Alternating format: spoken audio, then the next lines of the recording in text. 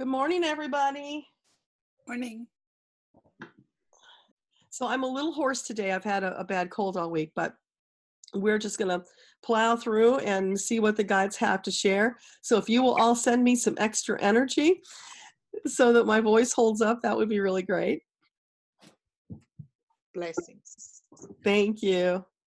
So Diane asked, how do we know that it's a guide showing up?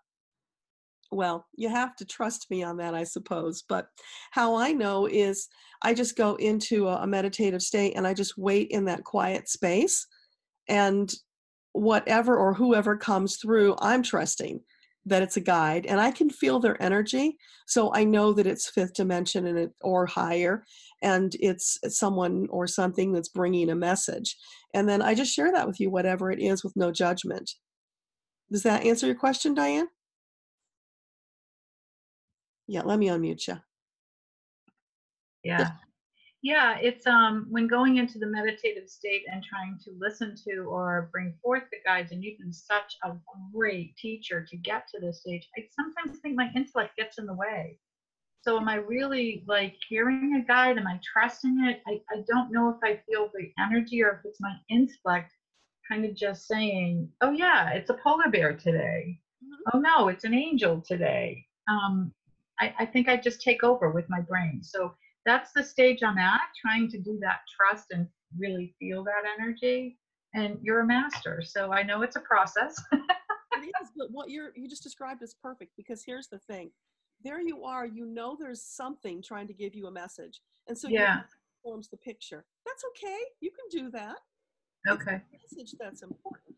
Sometimes I'll be in the middle of getting a message from an individual or an animal, and it will change shape right in the middle of the message because something in my mind flipped. It triggered a memory or something, and it changes shape. Mm-hmm. Right?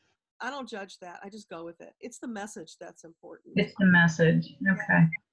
So as long as it's uplifting and it's not scorning or mocking you, you know what you're doing. And okay, great. Know it and go with it. Look up the symbolism for sure, because you'll probably find, even though your mind might have substituted whatever it is, like the polar bear, I bet you find the symbolism is perfect for what you're asking. It's I had ant appear in the meditation, and when I looked up what ant actually means, it was like, oh, okay, I like that. But it was like, ant, why is ant appearing? You know? And I thought, my head is just trying to find a picture of something. So yes. Yeah, it is. Yeah. I think that's your higher self who's doing that translating for you. Okay. And your higher self knows what you need for that moment, and is connected, of course, to above. So yeah, don't judge it. Just go with it. Just trust it. That's easy. Trust, that issue of trust. We all have that issue with trust. Thank you. You first start. Very normal. So don't judge it. It gets better over time. Just allow it to unfold. And I am going to be starting a group for channels who want support and practice. So if you want in on that, just let me know. Super. Thank you as always. You're so welcome. Okay, let's see who's next. Okay, Tarja at KTE. There you are. Okay. Wait a sec, it's not unmuting you yet. It's being stubborn. Try and unmute on your end. It's not letting me unmute you for some reason. Sometimes, there you go. That's right. I unmute myself. Right. Well, I have a question. I've been on your show before, and you told me that I was at a crossroads. Yes, everything is blank. Well, I still feel stuck. And when people say they know very well what they want, my problem is I don't know what I want. Or my problem is that I'm very good at resisting. I don't want that. And how can I move on to get it, to be unstuck and know what I actually want? Well, if you focus on what would make you feel good, right? What is something that would bring you joy? Go toward that. Always choose the thing that's joyful or that feels the best. And that's how you take the baby steps to get to that better feeling place. Along the way, you're going to be having experiences that will help you to further step into what it is and to get better insight about what you might want to be moving towards. But it's perfectly okay not to know. It's a journey. Mm. Sometimes you can't see around the bend, right? Mm. Yeah. So there's where that trust comes in again. So as long as you're feeling good and you're taking action, you're fine. Just keep. Yeah. Sorry. I decide I want to do this, and then I can do it perhaps once or twice, and then I drop it. So it seems like, there's no continuation. Well, that could be you're someone who gets bored easily, or it could be that you tried it and it wasn't as great as you thought it would be and you discarded it. There's nothing wrong with that. Because in the journey, it's let's try this delicious looking thing. And if it turns out not to be as good as it looks, like, you're looking at those pastries and you pick out the juicy one that just looks, oh my gosh, you're just drooling. It looks so good. And then you eat it and it's like, wow, that was not worth the calories, right? You understand that?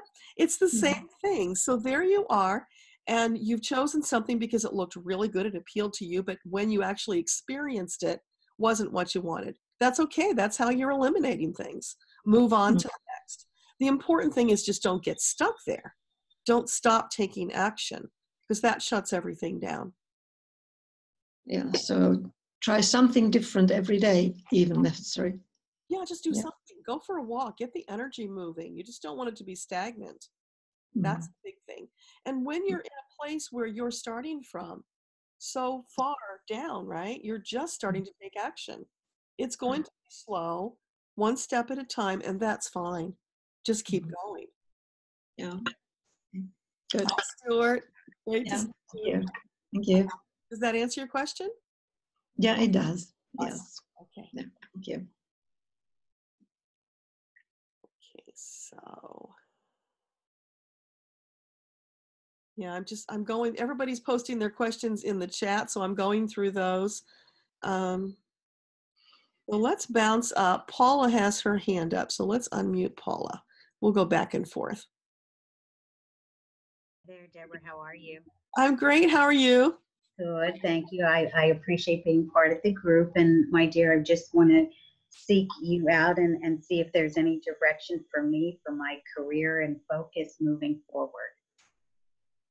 So just general career and moving forward. Yes. Okay. Let's see what they have to say.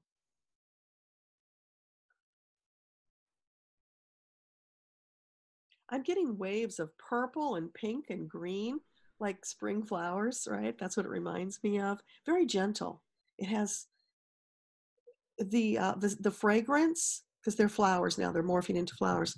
The fragrance is very subtle. It's not heavy. So this is something about being light and free and floaty and not being heavy. Does that make sense? Yes.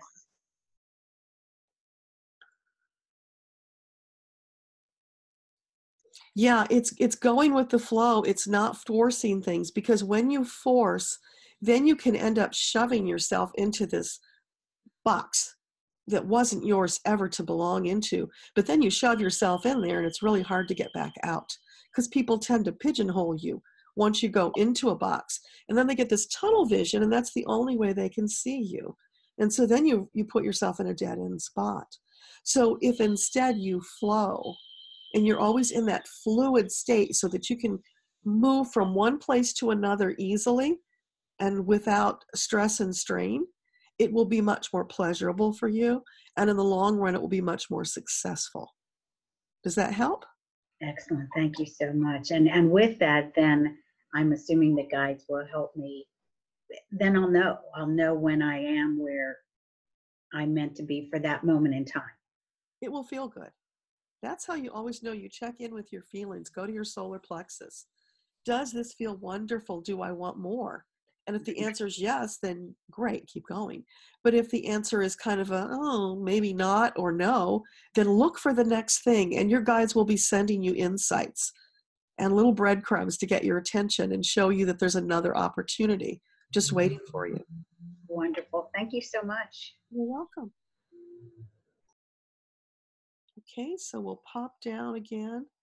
My sound is, oh, thank you, Christine. I forgot to plug in my microphone. Let's do that. I had naughty puppies this morning who were getting in my way. There. Is that better? Sound better? Christine, give me a thumbs up. Yeah, okay, awesome. Thank you. I really appreciate you letting me know. Being ashamed to have that low on the entire recording. So, Leah, you're on your way home. So glad you were able to pop in with us. And Isla, you can unmute yourself if you can. I did, I think. Hi, I saw your TED Talk. That was awesome. Thank you. Thank you very much. And thank you for this group opportunity. My question is, I don't know the name of my guides, and I don't know if who they are. They are always with me or not. But I need lots of guidance in my career because I'm an entrepreneur, and this task I have in my hand require that I have to find out the next resource. And so, do you have any guidance today, or they are guiding me today, so I can hear them better? Well, the first thing is you have an inner circle of guides. It's usually around 5, maybe 6, that are always there with you. And they're constantly right at your elbows, really. I mean, they almost form a circle around you all the time because they want to be at your beck and call, literally. And so they're always there. Names, they don't care what you call them. If you really insist, they'll probably come up with something. But feel free to give them names that work for you, that are comfortable for you. And they'll be happy with that because names don't mean the same thing in the 5th dimension as they do here. It's just very different in that way. So let's just see if there's anything about your career specifically.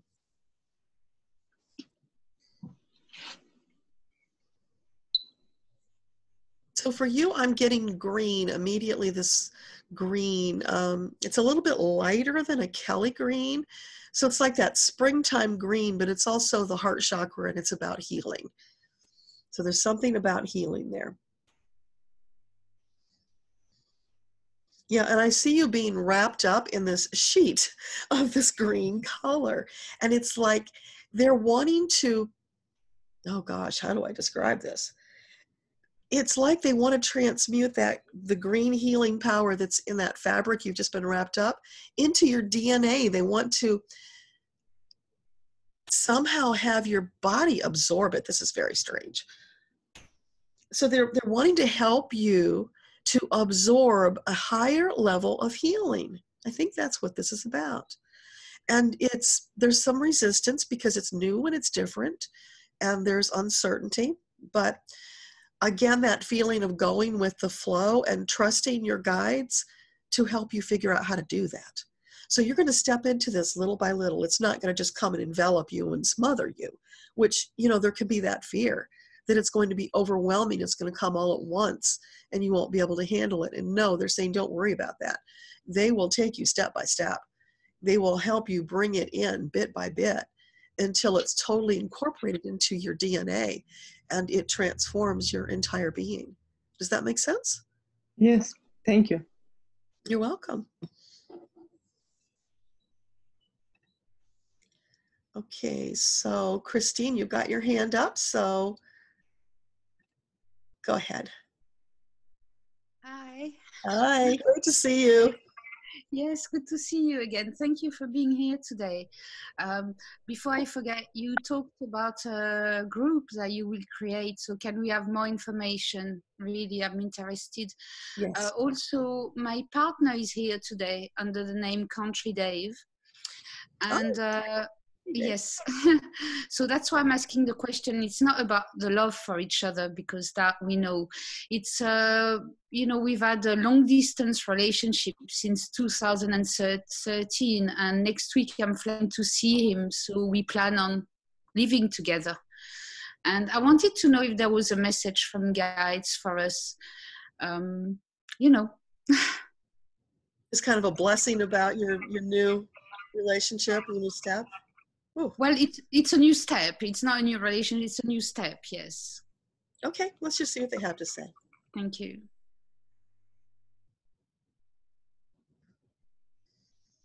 Yeah, you know how magicians will pop up a bouquet of flowers? Yes. Let's see, there's somebody who's not muted. Hang on just a sec. And now I'll unmute you. There we go. Okay, let's see if that takes care of the feedback. Okay. So it's like, ta-da, and out comes this bouquet of flowers, which, you know, flowers are about joy and happiness and that kind of thing. So that feels like a very positive sign to me.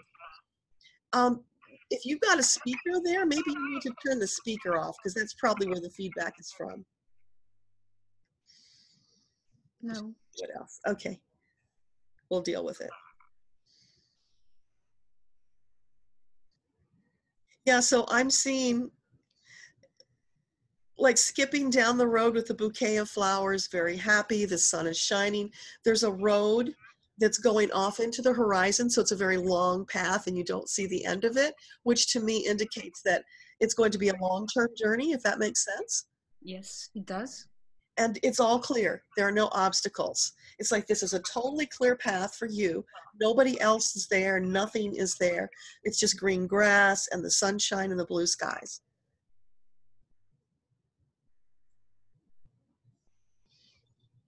Does that help, or do you want more? Oh, no. That's great. That's perfect. I mean, you know, who wouldn't want that? That's enough. I want simple joys. And that's what you described to me. A simple joy. Yeah, and again, it's just relax into it and enjoy it, right? Don't question, just go with it, flow.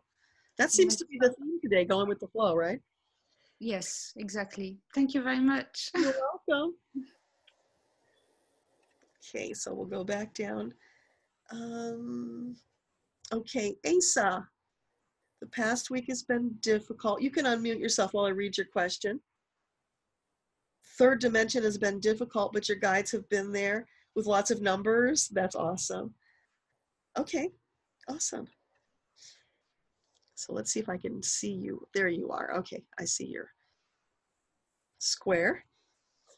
Can you hear me? Yes, I hear you. Awesome. So I'm just gonna. Namaste. Blessings to everyone. Thank you. Yeah, it's just been a very difficult week on the third dimension, but it's almost like I can feel that they're around me, and they want it, and I feel like they want to give me some kind of message, but I'm just not picking it up. And maybe it's because, I mean, I'm trying so hard not to be in that third dimensional funk, if you know what I mean, because of what's going on. But yeah, I'm not able to pick up on it. So I was hoping maybe you could. Okay. So have you looked up the symbolism of the numbers that you've seen? No, but I know that they're like numbers personal to me, like 934. That's the time I was born. Or 11. 11, of course, is, you know, everybody gets that one, but it's like the personal numbers, like a time of my day of birth, 1011, things like that. So they've been just more personal, which is why I was feeling maybe they're just wanting me to know that they're around me, that they're here. Well, I would always look them up, even if they're personal numbers, because sometimes you're going to find there's a greater meaning that's embedded there, which is really delightful. But you got two numbers that were about birth. So this feels like maybe there's something about you stepping up like into a rebirth, like the next version of you. Does that make sense? That makes so much sense, Deborah. Yes. And so guess what? When you're a newborn, life is confusing because you're just learning, right? Mm-hmm. So there's again that feeling of just flow with it. It will come in time. Trust that it will come. You will get guidance because you've already gotten plenty of evidence. And that's why you're seeing all the numbers. They're reassuring you. We are right here with you, kid. Don't worry about it. We got your back, right? And when you get through that step, then they'll be there with the next step and the next symbols to guide you along. So you're actually doing way better than you think you are because they're there and you are recognizing that they're there. Okay. The hard part is when your guides are dancing around and jumping up and down and you don't see them. That's the hard part. You're already past that. Mm-hmm. Okay.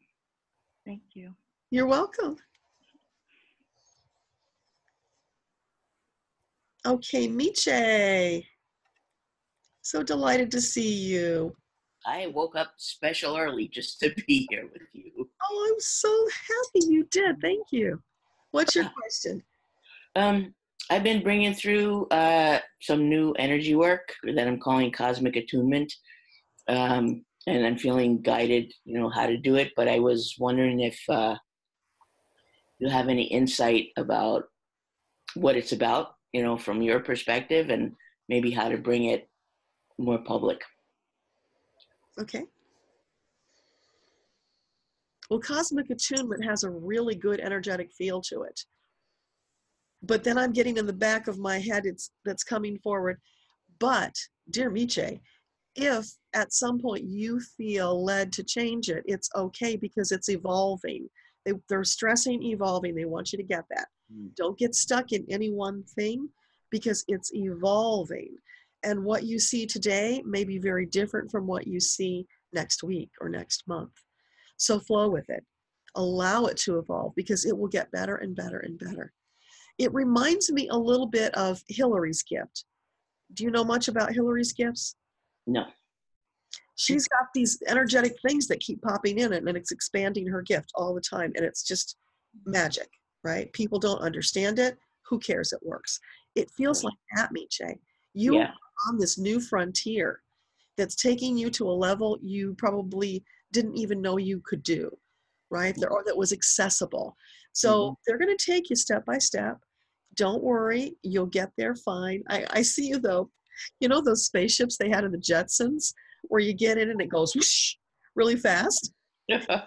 So I see that happening for you. So the truth of it is though, while it feels like that's what's happening, it's really not. It's going much slower than that because they're not going to outpace you. That would defeat the purpose. They will stay with you. They will guide you step by step. So while the fifth dimension, it would be a shot like that. On the third dimension, it's much slower because we have gravity and we have the denseness to deal with, right? So it would be the contrast of like trying to do that same thing in water where you're having to go much slower because of the drag of the water. And so water feels like it's important as well in this modality. I'm not sure why, but it's feeling like there's an element of water there to carry you through, to buoy you, to support you.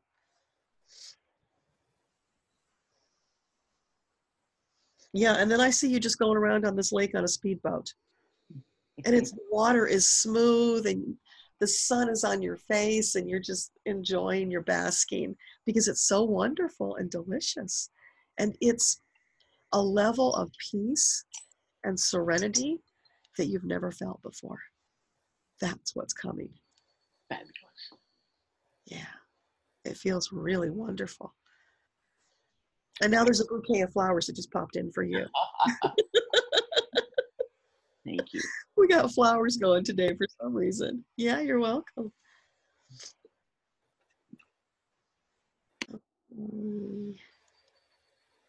Mike, you're asking the timing of 5 minutes. Will that add appeal to the love energy circuit healing? I'm not sure what that means, but let's just see what they have to say. And you can unmute yourself. Yeah, I'm seeing this big 5 like vibrating. So that's validation that you're on the right track, that yeah, 5 is good. Have you looked up the symbolism of 5? No. Do that. Because it wouldn't have shown up like that, so powerful. You know, literally vibrating this huge 5. So there's something deeper there for you to get. Look up the symbolism of 5. But yeah, thumbs up, both thumbs up, go with that. Was there something else? I had another one down below. I forgot what it was already. Okay, let's see if I can find it. Additional invitational cautions so that the invite reaches. Explain that. I don't understand. The book I'm writing is I'm calling Cancer Love Circuit Healing. And I'm trying to focus on the human dynamics, which nobody talks about, which are needed by cancer patients. And just to sit, and the 5 was on that same thing, sit for 5 minutes with someone. And then I just got also while I was waiting, I got this, and they got optional, like an optional, depending upon the beliefs of the people, to add into that circuit sitting. But I was sitting with a survivor of of several cancer losses at the hospital the other day, and she made the comment that not everybody's ready for sitting, and it just caused me to be asking more questions. And I just wondered whether there was anything that you could get that wouldn't be obvious to me. Okay, I'll just see what I can get. But Isla just sent you a message that she's in the industry and she'd like to be connected to you. Okay. So you guys can exchange privately emails or contact whatever you like there. And I'll just ask about that. Yeah, you're on the right track because you don't want to make it a concrete thing, right? It needs to be flexible because people are in different places and have different needs. And while for one person, the 5 might be perfect, for somebody else, it might be too much. Maybe they can only handle 2 minutes. You know, it's like when you start an exercise program, you start slow and you move up. So you've got such wonderful intuition, and I feel you are just really starting to tap into it. So they're encouraging you to do more of that and allow your intuition to guide you in the moment and adjust for the person that you're working with, because that's going to help you take them to the highest level of healing in that moment. Does that help? Yeah, that's what I normally do when I do pastoral visitations at the hospital, where the person is in the moment. But now I'm writing another in my series of books on cancer and the emotional and spiritual aspects. And I'm trying to find something to fit in there that can be standard and also appropriate. So that Yeah. So can you kind of describe that in the book? That 5 is kind of the median number, but go with what feels right to them. And if more is better, that's great. If less is better, just give them permission. Right. But I was also trying to sort up front, like triaging who would be a good candidate. This is all helping, even though I'm stumbling. It's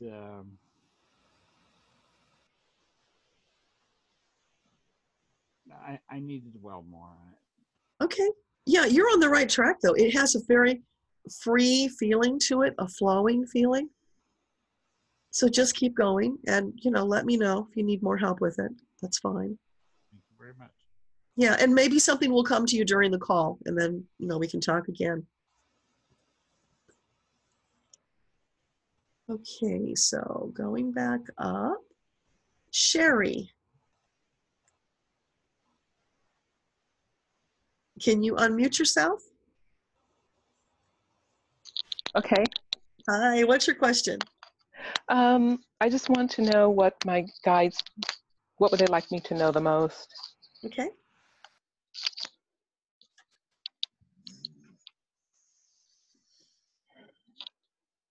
I'm seeing these symbols of childhood, like peppermints and like that game, Candyland, those kind of, those swirly colors. So lots of pastel pinks and some other pastels mixed in there. So that's the first thing that comes. So it's got that very light kind of cotton candy sweetness to it. Mm-hmm. So that feels like a beginning of some sort. So it's like that's the beginning, which is all soft clouds, pillowy clouds and ease. And then you leave that environment. And it's scary to leave that environment. And you step off of the Candyland board. And now you're in what feels like hostile territory because it's dark. It's a little cold.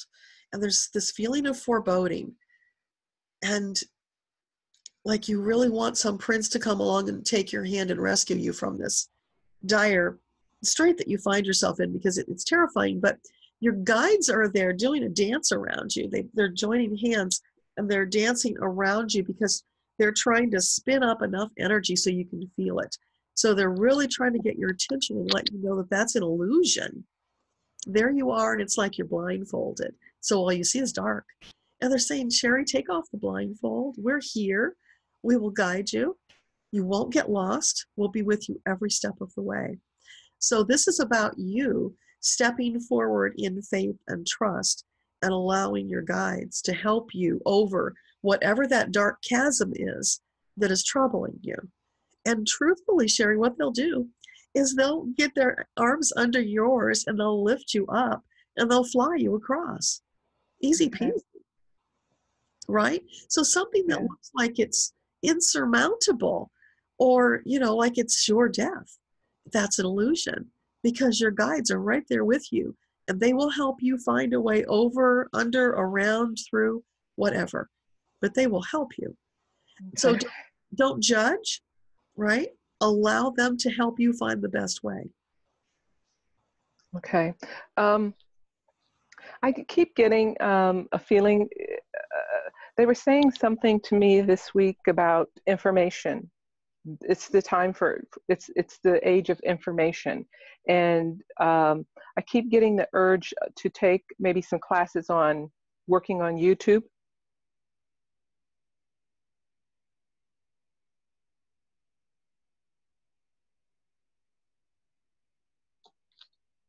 Hello? Yeah, just a minute. I had to blow my nose. Oh, okay, I'm sorry. Right. Sorry.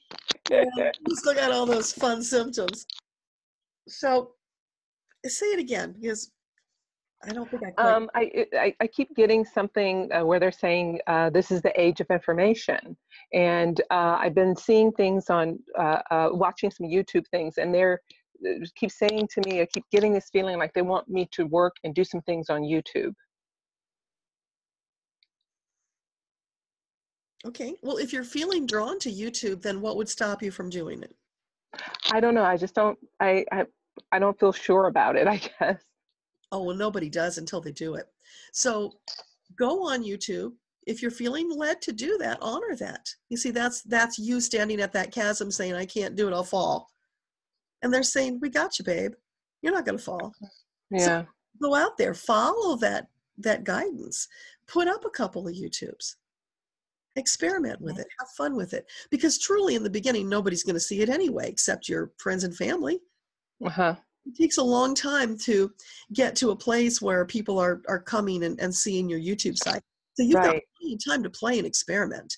And here's the other thing, Sherry. You can load a video on YouTube.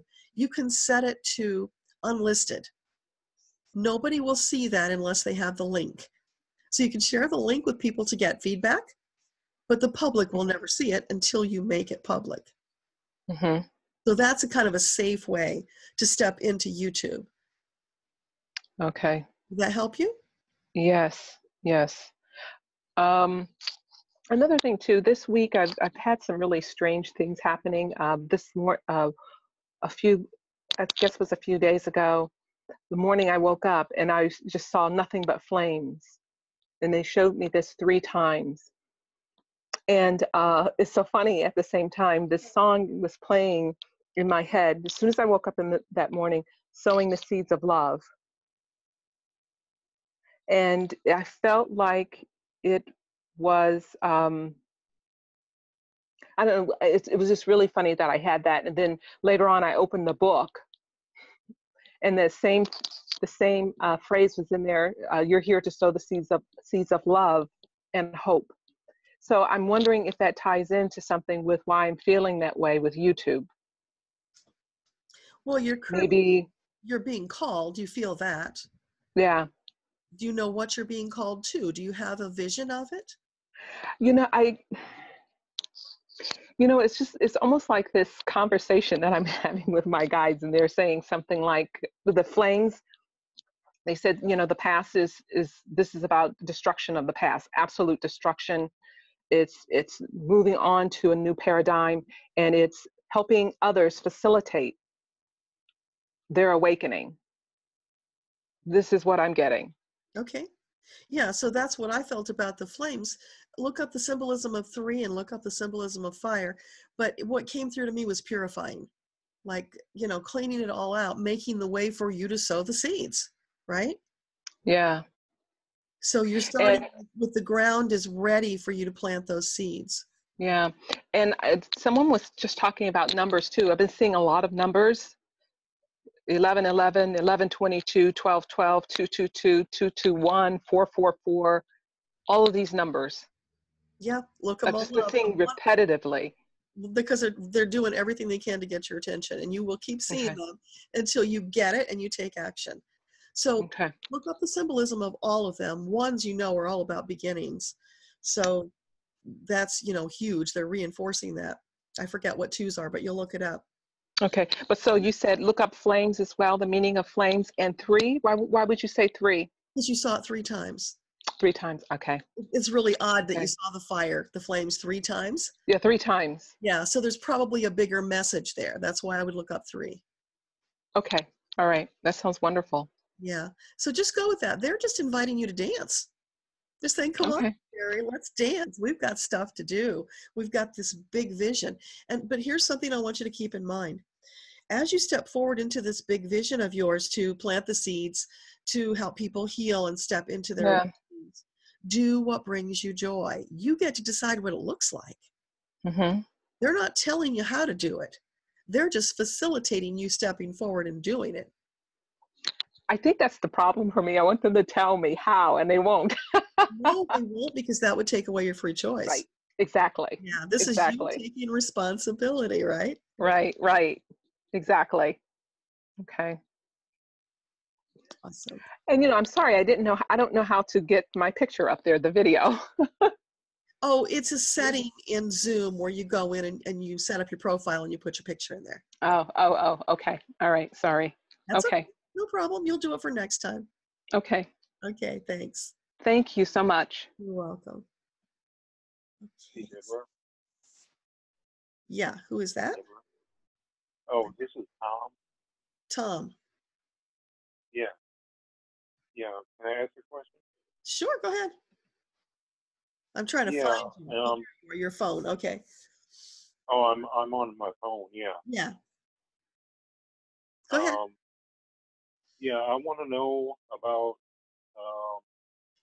a past life where I was in Lemuria, and I had. There's a movie I've seen where I have light coming from my hands.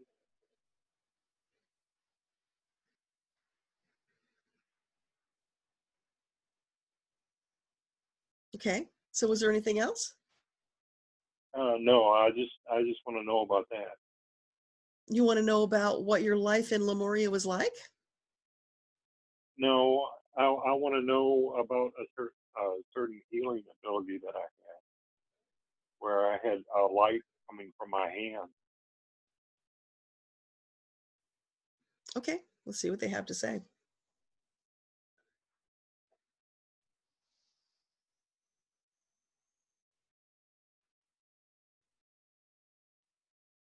Yeah, I get a picture of a man with light, almost like lightning bolts coming from the hands, and it's like you're under this big glass dome and the rain is pouring down and the lightning and thunder outside, and it feels like the end of the world.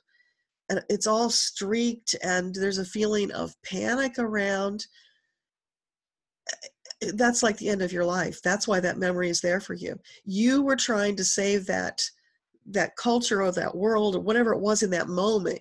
You were trying to do everything you could with your power to save it, but it was beyond you and it wasn't intended for you to do so. So any feelings of failure or not being good enough that are connected to that are not true.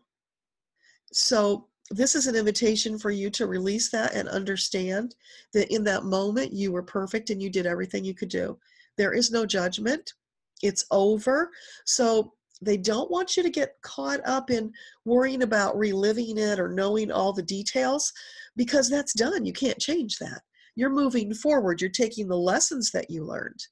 And there's something about, like a God complex and not thinking that you've got the solutions to everything, because that's where ego comes in and says, oh yeah, you can fix all this. And ego will play a lot of games with you. But know that you do have that healing power. It's still there. You get to decide how you use it. Do it from a place of respect, and love and giving, and it will be more fulfilling for you. It won't go as off course as it did in that lifetime. So if there's fear about using your healing gifts, that's the reason. Because there's this really deep memory, painful memory of when you put everything you had into using it and it didn't work and you died. Yeah, is there a way I can bring back that gift? It's there. All you have to do is let go of the fear and allow it to come forth. But just know it's not like it's just going to immediately come back. It's a journey, step by step by step. So meditation, connect with your guides, ask them to take you by the hand and show you bit by bit. But also check into your solar plexus. What is it you want to do? Because I feel confusion. There's a real confusion energy about not really knowing what you want to do with it. It's a cool gift, it'd be nice to have, but what are you going to do with it if you get it back? Well, So, I could help other people. yeah, but are you already doing that? No, I'm not. No, not right now. Yeah. So there's this incongruence, right? Your heart says, well, I just want to step in and be that healer and do it, but you're not doing it. So your actions are not saying you want to do it. So don't wait until you feel fully embodied with that power, because you've got it now. It's like when you're trying to a light, or you're trying to get it to light and you're flicking and it just sparks and it doesn't light. It's kind of like that. It needs to be refilled, right? You need to practice. You need to take baby steps, do little things. Start doing it now with the understanding that bit by bit by bit, you will step back into that power because it was always there. It's just been suppressed. But you need action. Action is what's missing there. And that will help clear away the confusion, because as you take action, you're going to be noticing how it feels. You're going to be noticing what things you want to do, what brings you joy. And then you'll move in that direction and do more of that. So you're going to keep weeding out things until you refine what it is that you're looking for. Okay. Make sense? Yeah. Yeah. Cool. Thank you.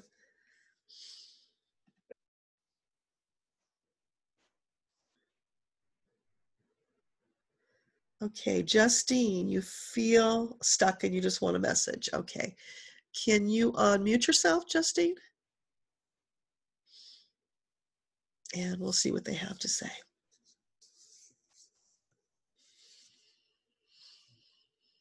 Yeah, I'm feeling darkness around you, Justine, like confusion and not knowing which way to go, because there you are standing, looking around, expecting that a light's going to go on and then you can follow the light. But here's the thing. What if the light doesn't go on until you choose a direction and start moving there, right? So this is again about faith and trust. So if you know that your guides are right there, they've got you, and you can step forward whichever way feels best. Use that solar plexus again and check the directions. What feels best? You know, like you're a lighthouse, and so you're going from here to here to here. Go all the way around until you find the one that just has a really good energetic feel, and then take a few steps in that direction. Now, this is metaphorically, of course. Yeah. As you start moving in that direction, I see the light starting to come on. At first, it's just a teeny little bit of light. But it's okay, because now you have stepped into that place of trust with your team that they're not going to let you fall off of a cliff. And you're going to keep moving, and then more light's going to come on. And then I see you walking into this carnival. And so there's the big Ferris wheel, and there's all the music and the carousel and the joy. So they're showing you, here you are in the stark dark, right? Not knowing what to do.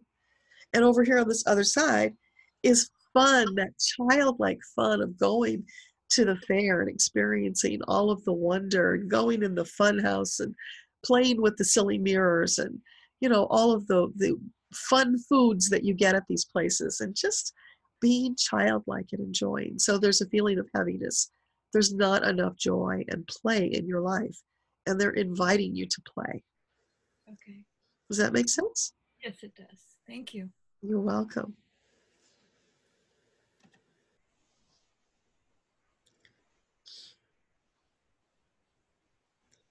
Harriet, you're refocusing on the cleaning side of your business. Okay, I'm surprised, but okay.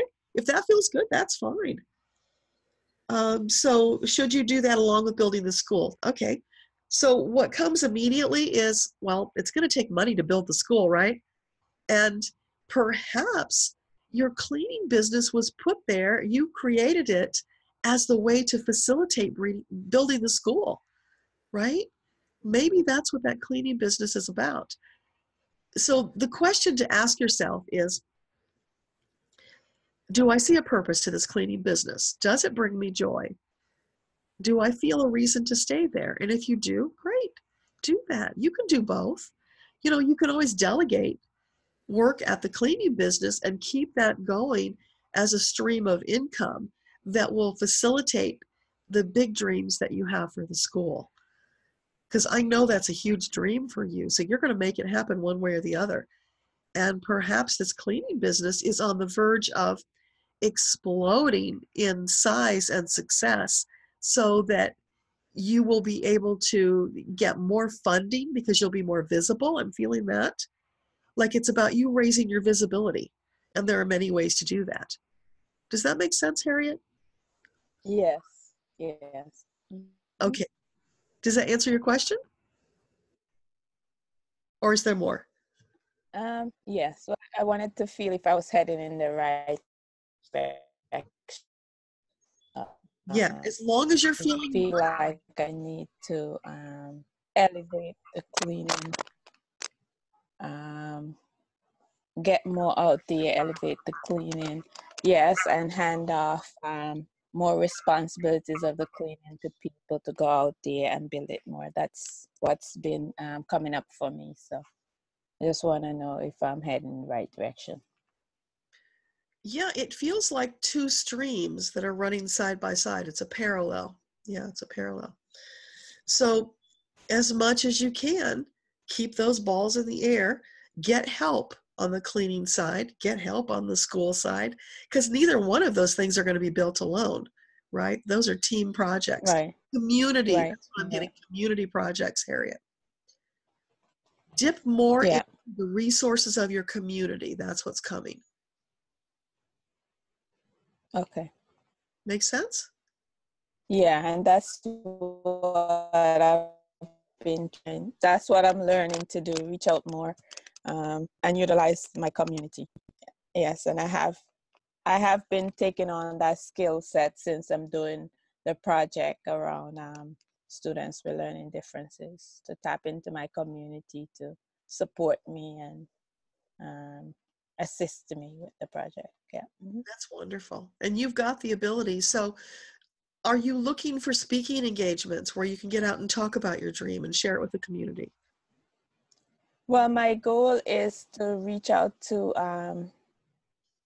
some members to create the committee to start building the school.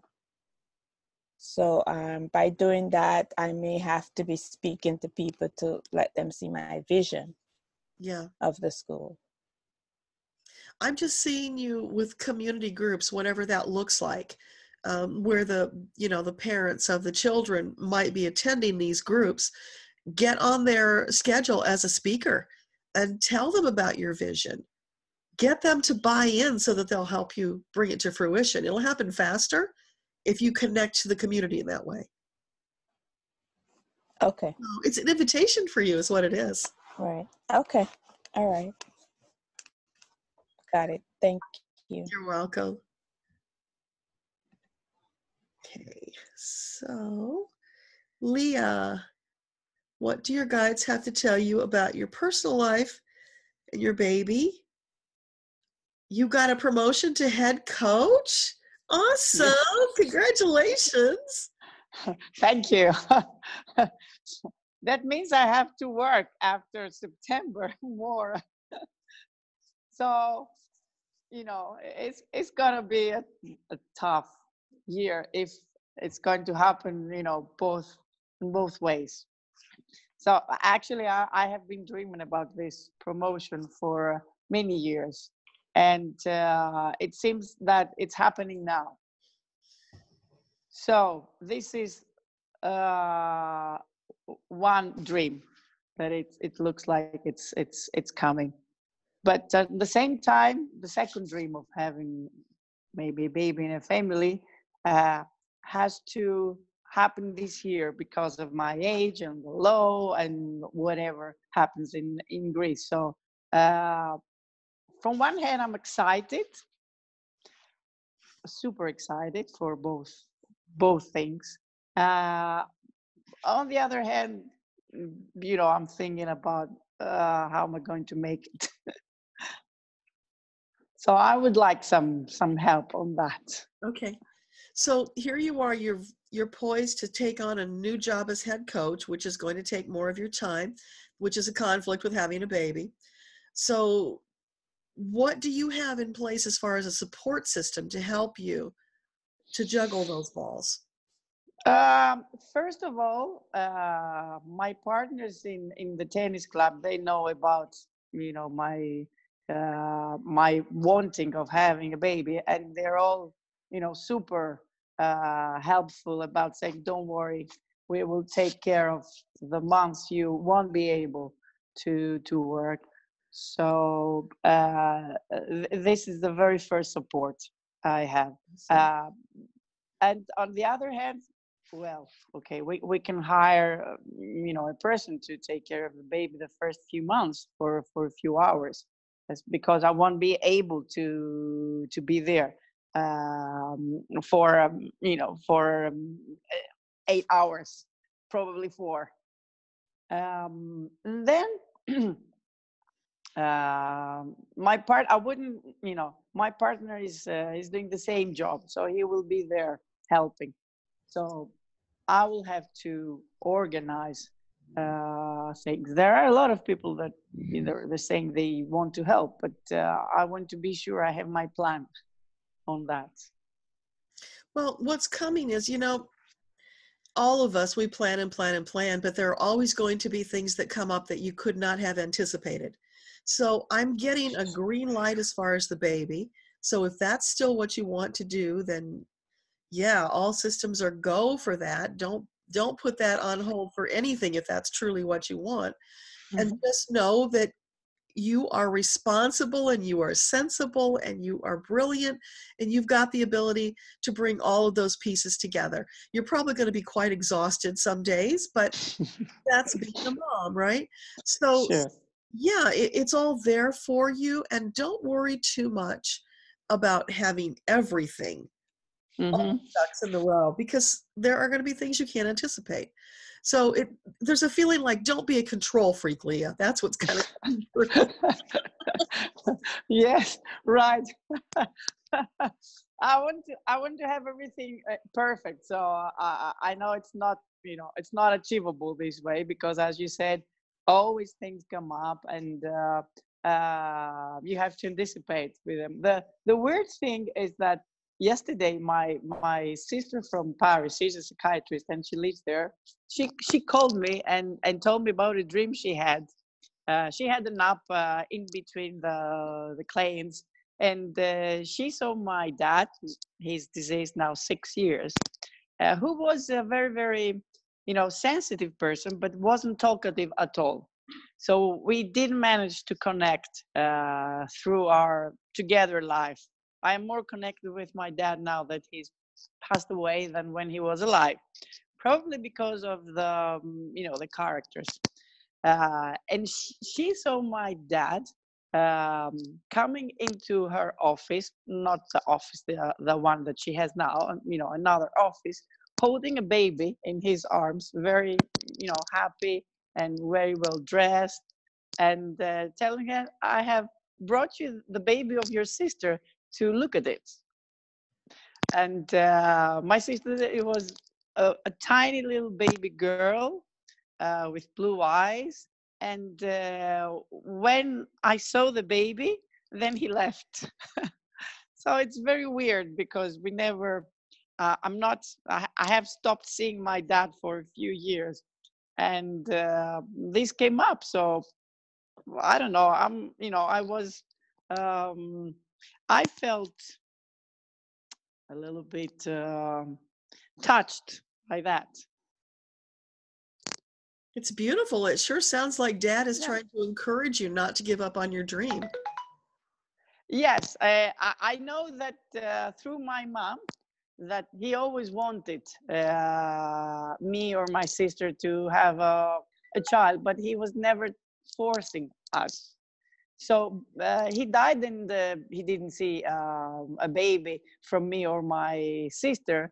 And probably where he is, he still wants me to go forward with that. It really sounds like he's giving you his blessing and saying, don't give up, because you were in that space of waffling not long ago, whether you should go with it or not. So Dad's there giving you thumbs up. Yeah, probably. I was really touched yesterday by that. It's wonderful. Yes. So did that answer your question? Yes, I think that this is what I'm I read your email the other day, and what really brings me joy is to keep moving in my career, trying to have a baby. Even if I fail, this will be, because you never know what might happen in the pregnancy. But if I move forward, because that will bring me joy, and have a baby and probably a nice family, all these things will bring me joy. So I know that I cannot give up now. I know that, but I'm a little bit afraid of being a good mom, or being a good professional, all these things, which is normal. Okay. Yeah. So what's coming through as you're speaking is stop overthinking it, Leah. Just take action. Okay, Debra. Thank you so much. You're welcome. Thank you so much. You're so welcome. Glad you were here. Leah came all the way from Greece, so it's like the middle of the night or something, right? Oops, 7 p.m. 7 p.m. Oh, well, that's better. That's why we have to do it this time on Saturday. Yes. For me, 11 a.m. your time is perfect, because I have finished with job, everything. So I was on my way home. It's the perfect timing for me. Okay, wonderful. Thank you for that. Yeah, you're welcome. Thank you. Okay, so let's see. Oh, we have some new people that popped in that I didn't see before. So I'm just quickly scanning the messages in chat to see if I missed anybody. Tarja, I'm going to come back to you because we already did answer one question. I want to be sure I get everybody at least once. So remind me after I get through the whole round, because I might forget. And then I'll come back to that question. Paige, you can unmute yourself. Your record keepers told you that entrapment is keeping you from realizing your desires. So what is trapping you? And what can you or they do to release you from it? Entrapment. Okay. Can you hear me? Yes. Okay. So what does entrapment feel like to you? What does it mean to you? I've never really, well, I have felt entrapped in my lifetime, but no, I don't feel entrapped right now.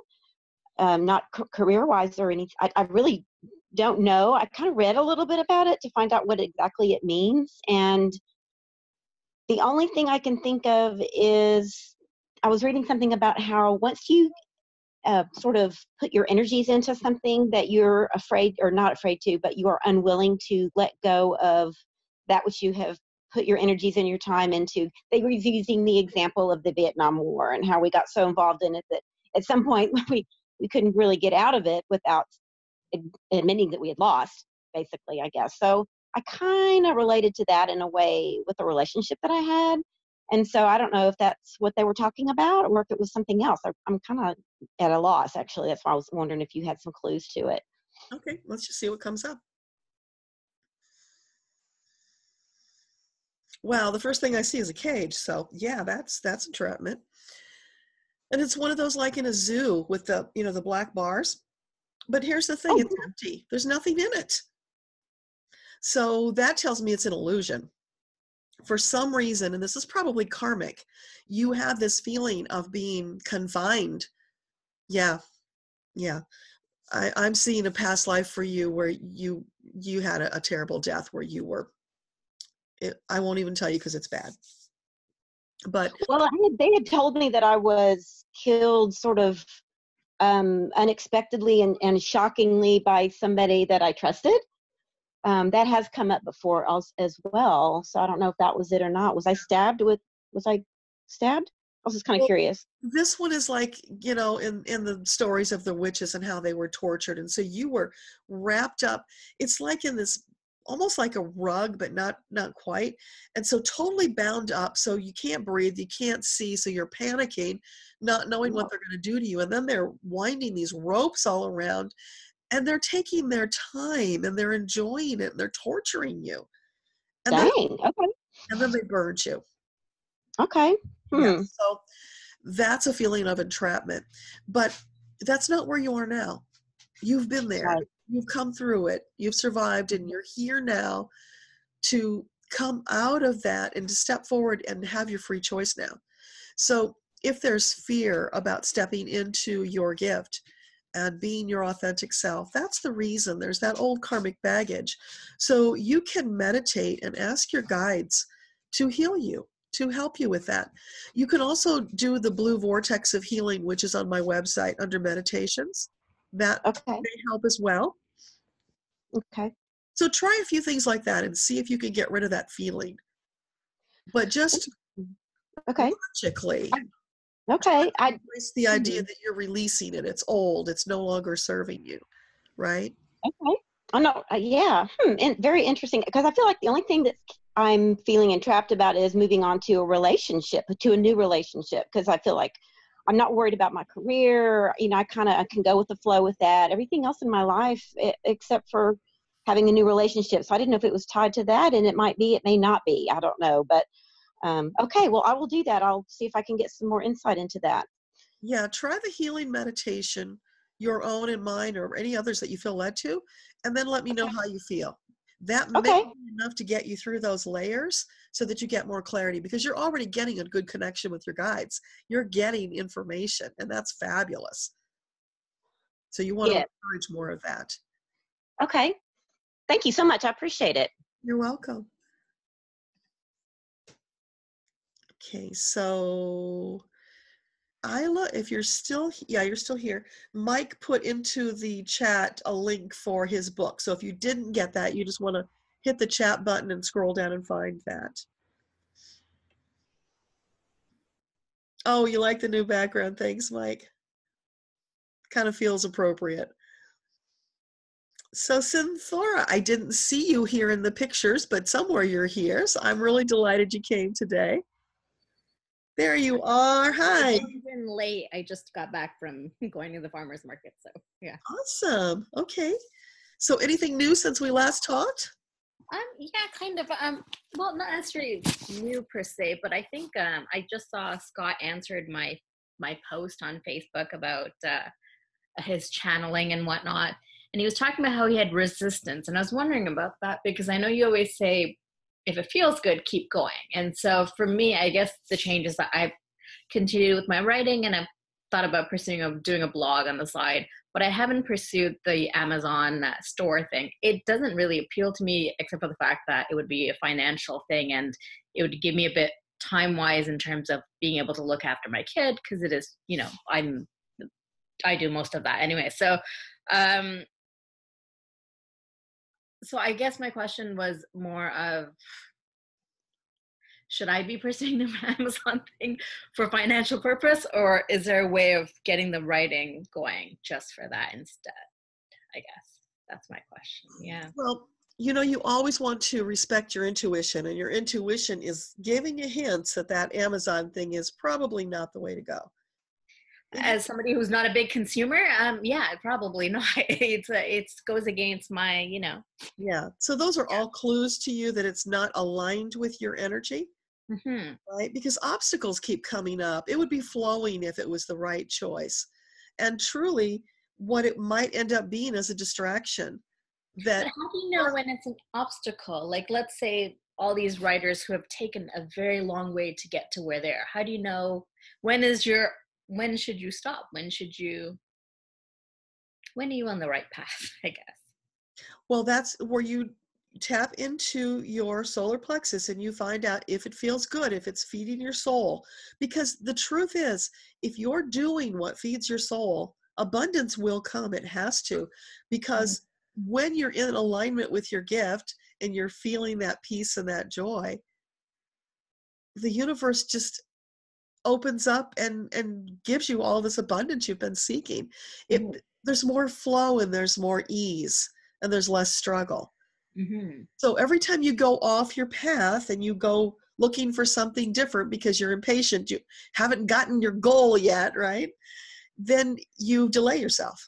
It's delayed gratification. Okay. So Elena here, she could speak to this because she's been going through a little bit of something similar.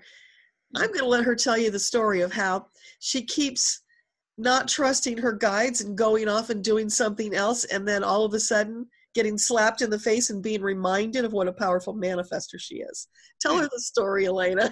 She's shaking her head. Oh. Okay, who, me? I know. I always trust my guides. What are you talking about? Actually, I'm going through that again.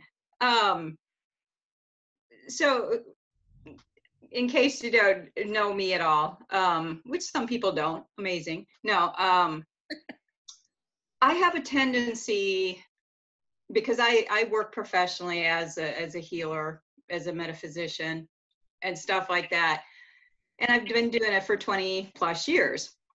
But I have a tendency not to trust my guidance. And they always prove me wrong, but I still don't trust it. So I have a tendency to keep going back to what the ego says, well, this is what you're supposed to be doing. Which means like going out and getting a temp job or working in the corporate world, which takes my energy to literally like zero. And it just gives me the heebie-jeebies. And yet I like having a roof over my head. So I do it because the trust factor is still kind of like, it's like, I know they're right. I can see they're right, but I still don't 100% trust it. And because I don't, it keeps breaking up the flow of what I'm trying to accomplish and move forward into. Massive road bumps, yeah. Yeah, I can completely, I feel like that's my story. But lately she's been listening. She relocated. She's been trusting, and all of a sudden things are happening, right? But not fast enough for the ego. So see, it's still, there's still that incongruency, even though I can see things happening. And what the realization that came to me last night, because I did a Facebook Live yesterday, recombining both my businesses with the jewelry and the healing business. And one of the things I had asked Debra is because I wasn't sure with Facebook how it really works sometimes. So I wasn't sure if I was allowed to post my video on my own page, on my personal page. And she said, yeah. And I realized all these years that I have been, even though I have like close to 1,500 friends on my personal page, I was afraid to post it out there because I was afraid of what people would think. So I've been keeping it in my healing page, and I've been keeping it in my jewelry page because I was always afraid, oh my God, I have family on my personal page. What are they going to think of me if they see that? Even though they know what I do, there was that fear of how I was going to be perceived by people that haven't liked my business pages. So that was a big aha. You've got so much wisdom and so much amazing power and this beautiful gift to share with the world. So I would ask you, what would you say to a client who came to you with this same story? Oh, I tell them to get over it and do it. Yeah. I do that to them, but I don't take my own advice. I know. So this is for all of us, because many of us here are light workers or healers or, you know, some variation of that. And it's important. Flip it around. What if it was your client telling you the story? What would you tell them to do? And then go do it. Mm-hmm. Yes. Thanks, Elena. You're welcome. So, Cynthora, where does that leave you now? That was good feedback. I feel I completely feel with her in terms of patience. I have a professor I work with, and you know, he's like, yeah, you need a couple more drafts and then you can start pitching. But the part of me that's like, okay, but will it sell after? Wants to know, will somebody be able to, it's that lack of patience of doing the journey and getting there. And, you know, I guess the other side of not knowing. So yeah, lack of trust, I guess, is what it comes to. As long as what you're creating is inspired, it's going to sell. You wouldn't have been inspired to write it if it wasn't something that was marketable. Right? So more trust in you. And also, I'm going to put responsibility on you. There is something about what you're creating that people need to hear. So it's your responsibility to get that thing done and get it out there so it can help them. Okay. You're depriving them of that gift. And that goes for Elena too. That goes for all of us. If we're not out there doing what we're being led to do, then we are depriving our tribe of what we have to offer. Yeah, I agree with that. Yeah. Yeah. Awesome. So next month when we are back here again, I want to hear that you've got that thing ready to get out there. It's a work in progress. We're trying. Yes, trying for June. So yeah. Awesome. Yeah. Is there any messages, anything from the guides for me? Let me see what they have. I'm seeing polka dots. Do polka dots mean anything to you? Not particularly, no. Red polka dots. Oh gosh, I hope it's not measles.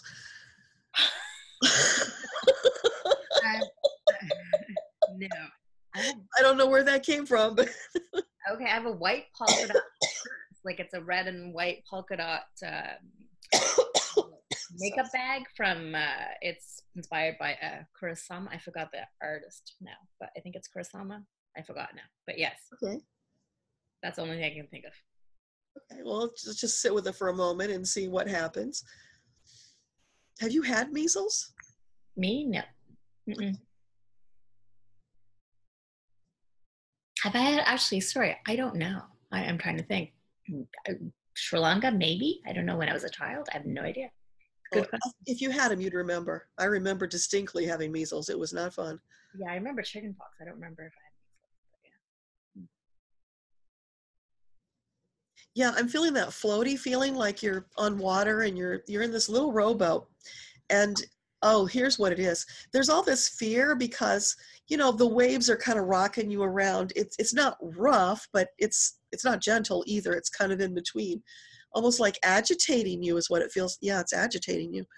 And you look out and you see the darkness and this big wide expanse of water, and you feel alone and abandoned and afraid. And in that moment, you panic and you don't know what to do, and you're screaming inside of your head. You don't want to scream loudly because your child is there. You don't want to scare him. But there is that rising panic and you don't know what to do, and you're looking around. And then from above, an archangel comes down to sit beside you in this boat and put their arm around you and just hold you close, to let you feel that love and that energy, to reassure you that you are not alone. You were never alone. Your team is always there with you, holding you up. In those moments when you are so weak and so tired that you feel you're going to collapse to the ground, they are there holding you up. They are transferring their energy to you.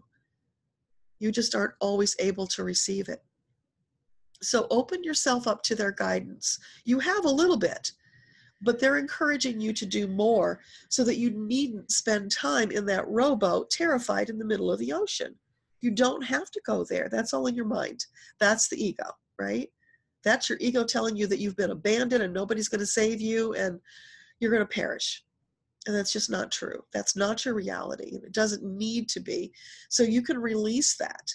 And you can transform that scene to you sitting under a beautiful tree on the lovely warm spring grass with the sun shining, and you've got a parasol and you're eating strawberries, and it's just, life is good, right? You have the ability to do that. That can be your reality. But you get to choose. You can choose to stay in that place of fear where you're worried about drowning, or you can say, no, I know my guides are here. They've got me. And I'm choosing to trust them and stay in the light. So they're showing you those choices, Cynthia. Does that help? That helps a lot, actually. Yeah, okay. That resonates a lot. Yeah, yeah. Thank you. You're welcome.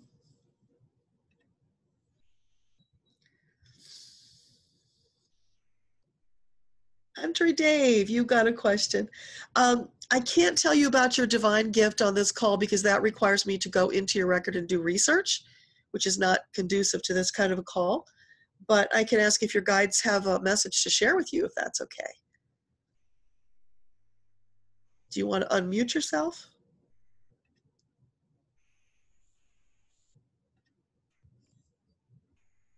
Let's see if I can unmute you. There you are. Country Dave. I'm not sure if you're still there. Country Dave, are you there? Okay, well, I'm just going to ask if your guides have a message for you, and it will be on the recording for you because maybe you just stepped away from your phone.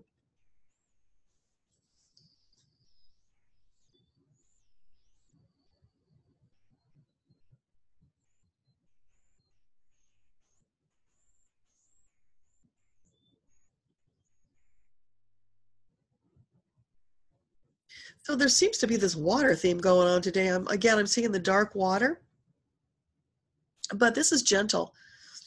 There's not the feeling of panic that was in Cynthorus. This is calm water. So it's like very floaty, and it's supporting you and buoying you along. So you can just be comfortable and you can float there. And there's a feeling of peace. So here you are, you're just floating in this calm water. And you know that light is coming and that the sun will shine on you in a very short time. And so you're okay with being in the nighttime because you know that it's cyclical and that the daylight and the sunshine and the warmth will come back to you. So there's no panic. So you're in this very stable, calm place of trust, which is really wonderful. So that's what they had to share with you. I think that's just a validation, Dave, that you're on the right path. So I love that because that means that you're bringing that peace and that trust and tranquility to Christine. So this is just a wonderful validation for your relationship as you move forward.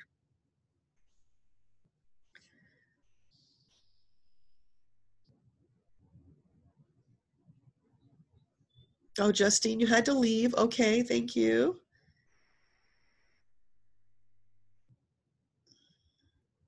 And then we have Vasiliki from Greece. I'm sure I'm butchering your name, but if you want to unmute yourself. Yes. Say your name for me. Vasiliki, Vivian. You can call me Vivian. Vivian. Okay, that's easy. Thank you. You want to ask about your ESP. You feel blocked. You want to know about your purpose and your gifts. Well, the purpose and the gifts, as I explained to Dave, yes, I've got to research, but yeah, we can talk about the blocks and the ESP. So let's see what they have to say. So, Vivian.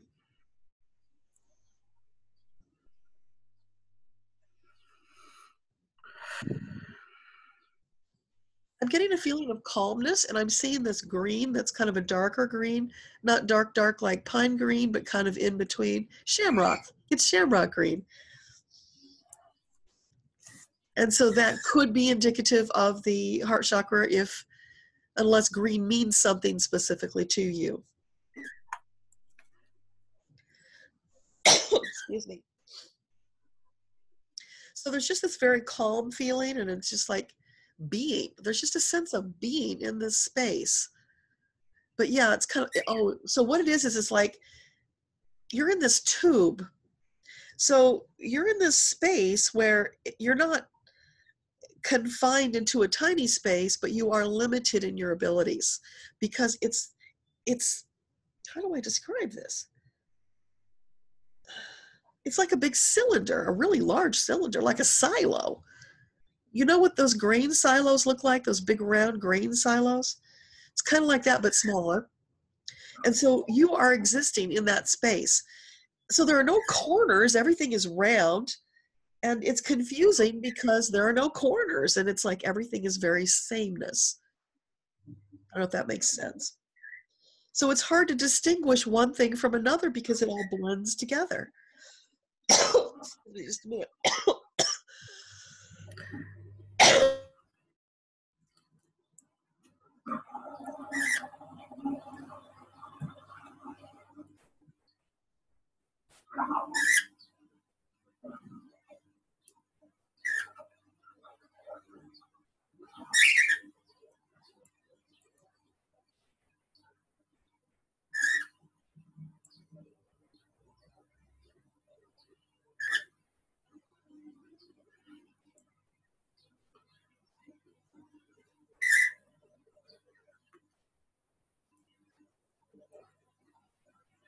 Sorry about that.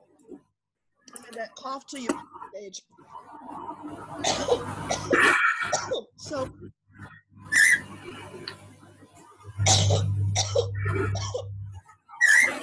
definitely rocking.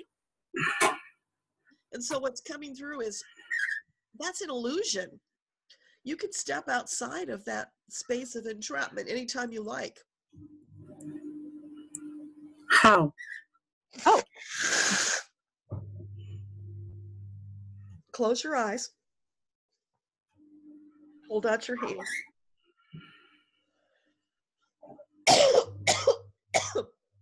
So there you are in that space.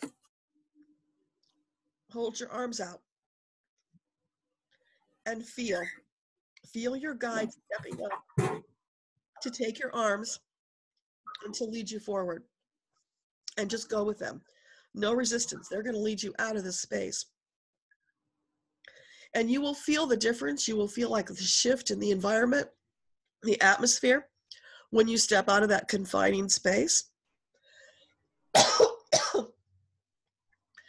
And then you can take a deep breath and open your eyes. And you will have stepped into a different energetic space. And from there, pause and look around, get your bearings.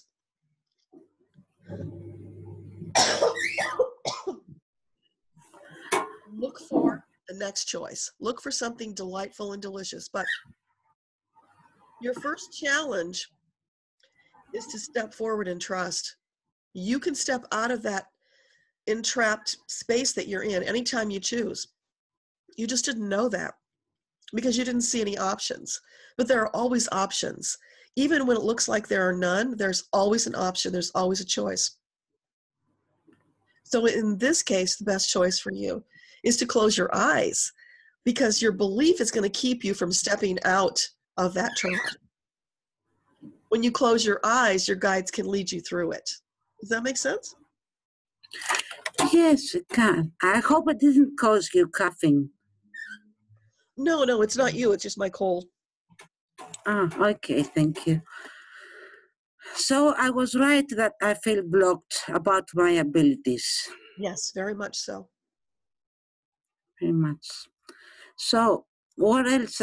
Meditation or because I'm taking EFT seminars, I am studying a lot, I am meditate a lot, but still I feel trapped. So in your third dimensional life, take some kind of new action. Step forward and take some action.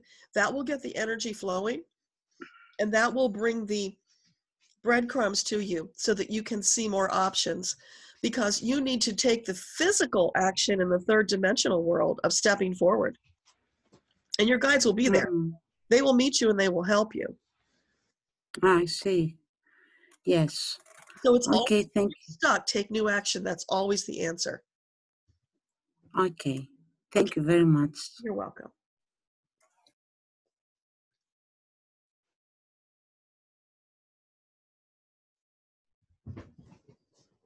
Dana asks if her guides have a message for her. So Dana, you can unmute yourself.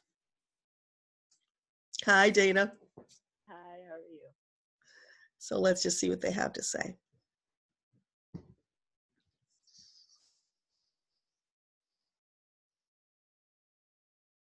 I'm getting yellow, like a daffodil yellow.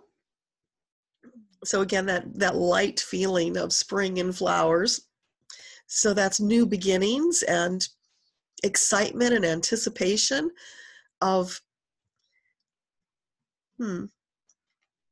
growth and stepping forward into new opportunities, but some of them kind of feel like challenges and a little uncertainty about whether you can do it or not.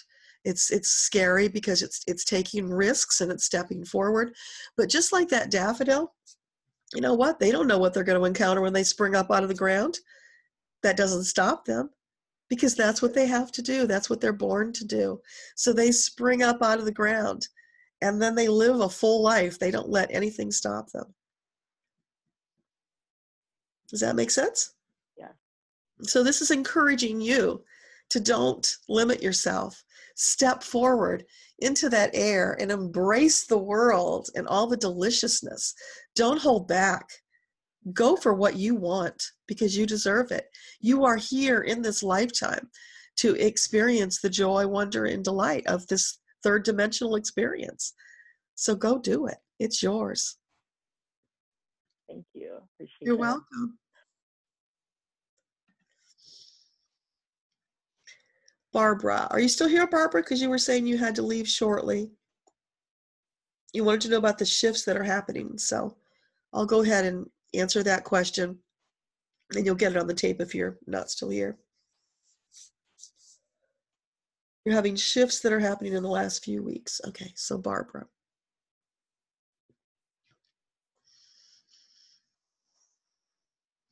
Yeah, I'm getting these objects. It's like these things that are, they're, oh, wow. Like these cables that have these big rectangular blocks attached to them. And there's a whole bunch of them, and they're kind of swinging to and fro. Sorry.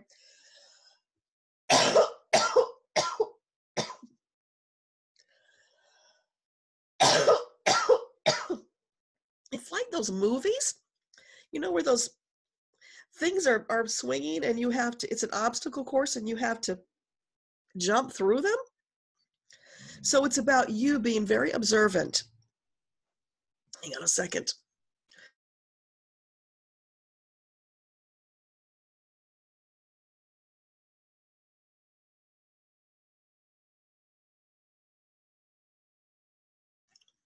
It's about you being very observant, being flexible, being agile, being fast, adjusting rapidly in the moment, because these things are big and heavy and they're going to kill you if they hit you.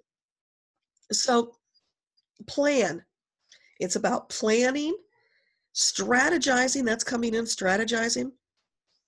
Pick your path, time it perfectly, and you can get through to the other side. You absolutely can do this, or it wouldn't have been presented to you, right? It's an opportunity, but it's also a challenge. And it's there because you're ready for it. So take your time. Don't rush into it. Do that strategizing and that planning and timing. And when you're ready, just shoot right through it. And it'll be like it wasn't even there because you're that good and you're that ready. So I hope that makes sense to you, Barbara, because I don't have a clue what that's about. Cornelia, hi. I'm so glad you're here. What's your question? Hi, everyone. Hi, Deborah. Thanks so much for having this wonderful call. You're It's welcome. nice to be here.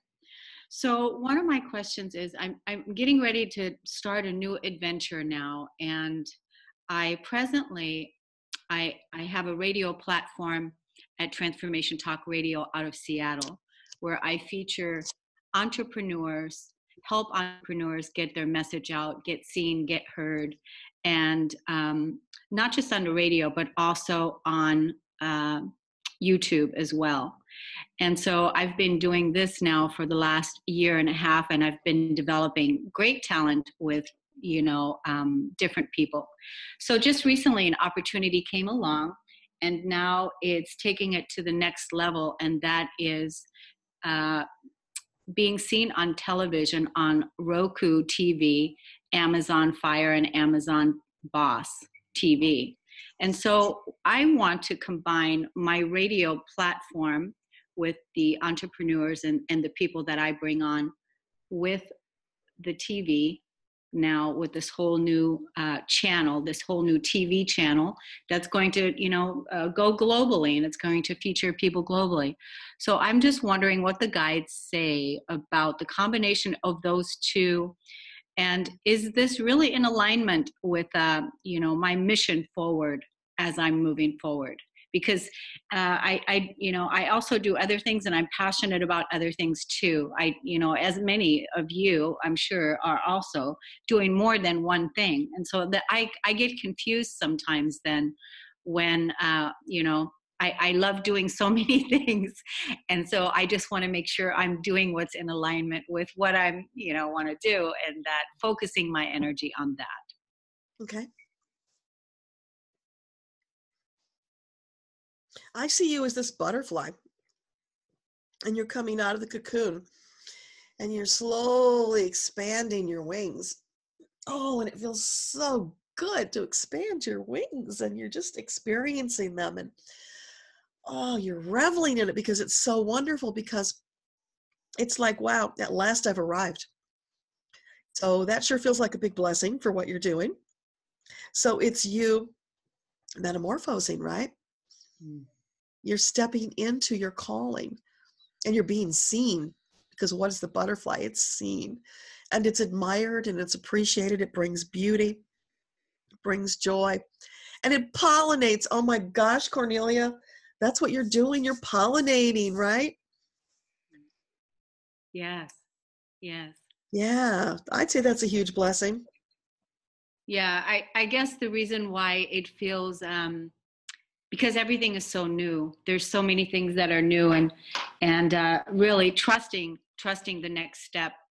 Every step I take now, trusting this next step forward without knowing what's next, or without knowing how, if it's going to work or whatever, but just really emitting the frequency of trust is really where I feel like I am in that space, and taking the leaps.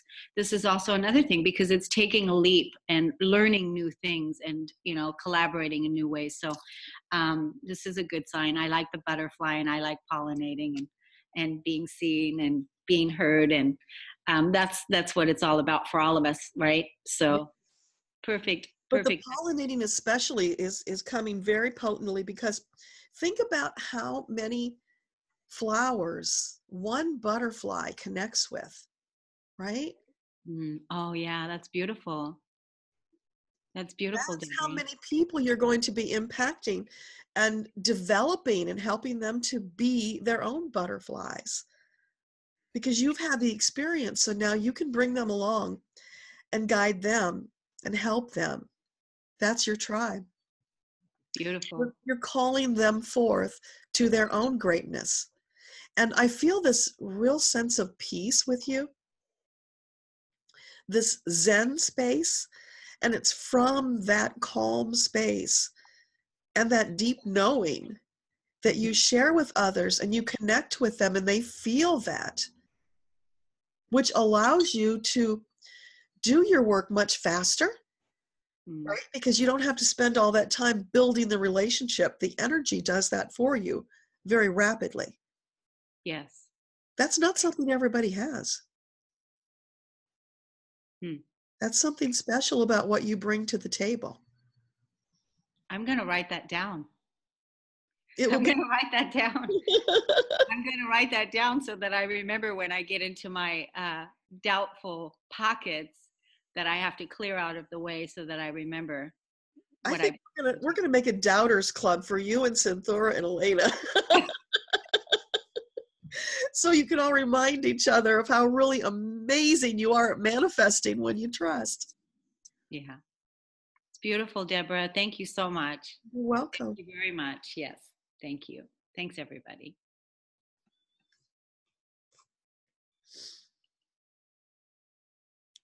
Oh, so Christine validated that Dave was having technical difficulties, but the message was okay with him. So that's great. Thank you, Christine.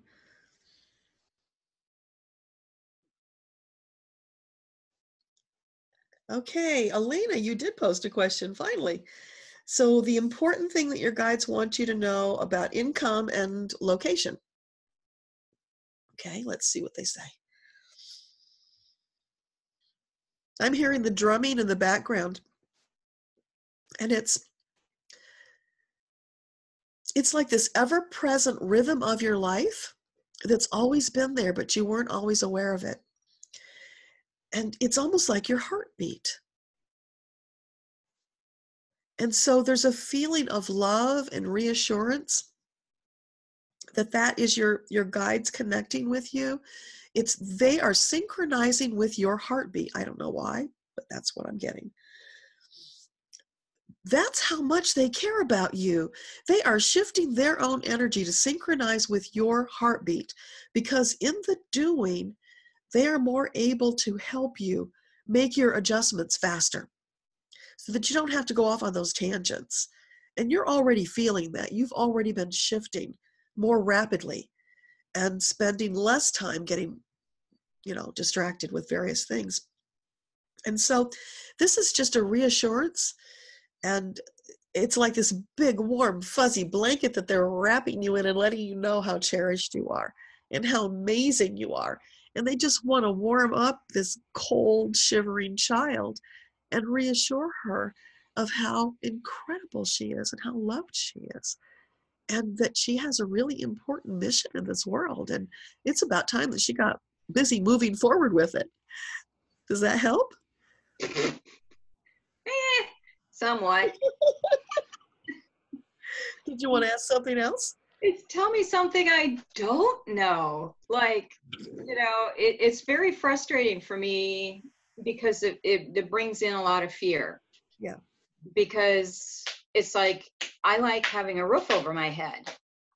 And so that's why I'm like, where's the money coming from? That's why I keep going back to the temp assignments, even though I know it kills my energy, but it brings in income. Where the other, my other stuff isn't really bringing in the income it needs to yet. Well, you see, they're saying that's an illusion. I know it is. It's bringing in the income, but it's taking you off course. And you have so much evidence that when you trust, the money comes and you make it, and then you can expand. But you know how in some of those movies they talk about putting governors on people, which limits their abilities? Sometimes they're collars, sometimes they're implants. It's like you have put on your own governor. You've chosen to do that to limit yourself, because deep down you are terrified of your power, and you don't need to be. There's nothing harmful in it. And in fact, so many are waiting for it. It's just a matter of you finally making the choice to take off that governor and to just finally be you, because that's who you always wanted to be. And they're saying, Elena, okay, if you want to keep screwing around in this lifetime, you can do that. That's your choice. You'll just have to start over next time. But hey, you might want to give it a shot, because it'd be a little more fun and you'd get further faster. And it wouldn't be drudgery. Your life would be more peaceful and more joyous. And there's that, again, that drumming, and that's calling you to connect with your tribe, your family tribe, your blood tribe, because there's been a disconnection. You've always felt like you were on the outside looking in, like you didn't quite belong. And I'm not sure why, because there's enough evidence that you do belong, but something holds you back. Does that make sense? It does. There is an underlying fear, and I'm not quite sure where it comes from. I mean, you know my past, you know well, that I don't know where I came from. And I think that's part of the feeling of not knowing or not fitting in. There's still that energy there of, where do I really belong? And I know I specifically picked this so that I could live in both worlds, both the native world and in the white world. You know, I know on a conscious level, I chose it for a reason. But yet at the same time, by doing so, it made me not fit in with the native world. And then, of course, not really fitting in with the white world that I grew up in. So I think it's kind of creating a schism there that I haven't yet learned how to bring together to make totally mine. So I keep going back and forth, trying to find that balance that I can have 2 feet, 1 foot in both worlds, but bring it into my own world. Does that make sense? Yes. And so that's the limitation. So what would happen if you chose to embrace your ancestral connection? That's what I'm in the process of trying to do, learn a little bit more. I mean, that's why I did the ancestry thing, so I could find out where I really did come from. And that's why I was shocked when I found out I was Incan on top of Native American. So it was like, what? Now so then it explained the draw to go to Machu Picchu and to really integrate the South American shamanism in with the Native American teachings that I've grown up with. And so I'm trying to combine everything that is part of me, and then trying to find the people that my knowledge is going to help on their journey that they've had to go through, whether it be through abuse like I went through or stuff like that. Yeah, so what's coming through is you're really stuck on this thing because you don't know who your parents are. You don't know who you are. But that's not true, because you are only in a third dimensional skin suit.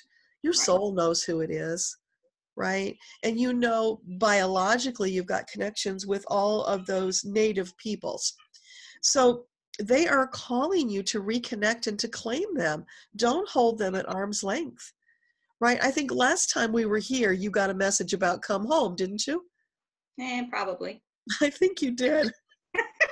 It was like all of these natives, and they were having this big party and this ceremony. It's like calling home the prodigal daughter.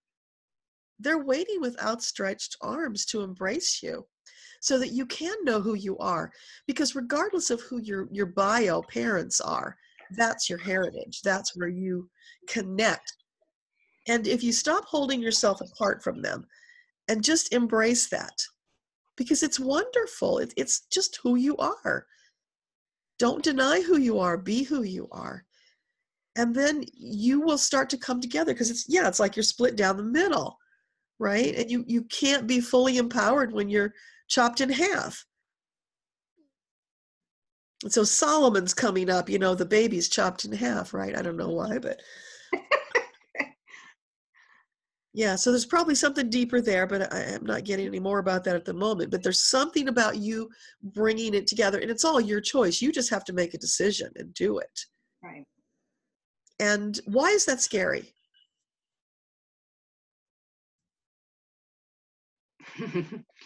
Well, from what I'm hearing, it's because once I bring all the pieces together and complete the circle, because again, I teach about using the medicine wheel as the sacred hoop is of taking all the aspects of yourself and balancing with not only the 4 cardinal directions, but the 4 non-cardinal directions, and meeting in the center, which is Wonkin. That's the sacred you. So once you balance and bring together all those, they're saying what scares me is I would realize just how powerful I really am, because I would be bringing in my background from Lemuria, the Pleiades, and all the rest of in this lifetime, because I am more powerful. I know I am, but I'm more powerful than even I know I am. And that on an ego level is very, very scary, because the ego in my limited mind, in the human body, is it's afraid of being seen. Whereas, so it's fighting. I say, how do I explain this? Because they're trying to explain it to me at the same time it's trying to come out of my mouth, and of course my ego is trying to censor what they're saying.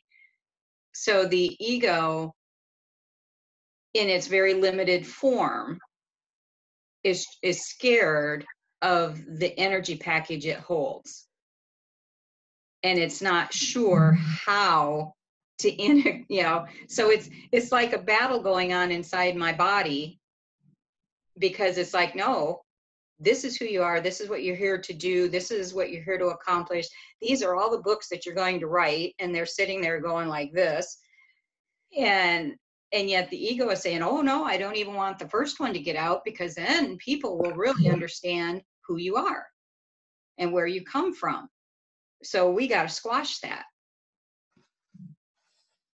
So what came up while you were talking is you have made ego into the boogeyman. You're giving ego more power than it actually has. Because here's the thing, you're coming from a place of heartfelt desire to serve. Mm-hmm. That will balance out anything from ego. You've got the wisdom side of you that will guide you and keep you from going there. And you've got friends who will check you if you need it. So don't let that stop you, right? No. The ego has been this big boogeyman that's been holding you back because you're afraid of it. And really, it doesn't have as much power as you think it does. So can you accept that? And can you stretch yourself and allow for more connection, and just see what happens?